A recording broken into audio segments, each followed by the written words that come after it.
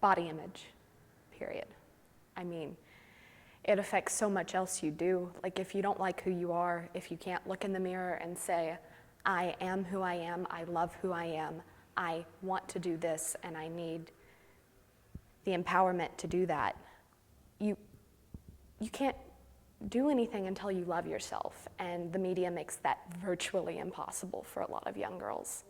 I've only been here for 7 years, but I've noticed that the stuff that's going on media, it's definitely not right. Just a sense of self and knowing what our values are.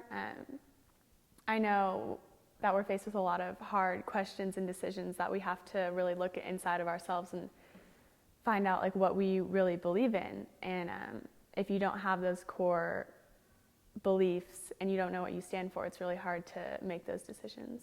This is objectification just in the media.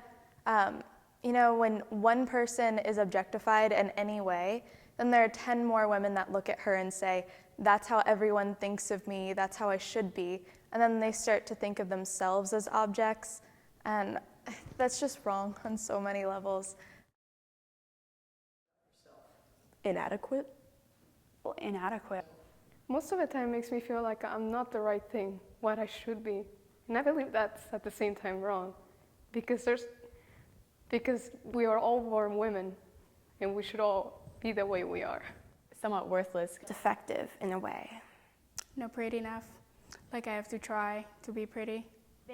We have a very narrow image of what beauty is supposed to be, and everything that varies from that is seen as an imperfection, but it's just a feature.